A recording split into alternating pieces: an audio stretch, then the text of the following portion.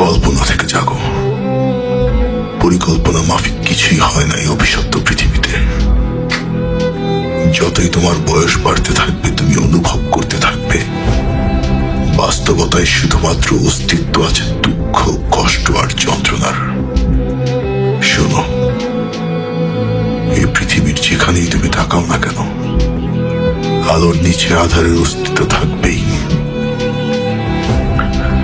যদি বিজয়ীর অট্টহাসি শুনতে পাও, তার সাথে পরাজিতের আত্মচিৎকার অবশ্যই মিশে আছে।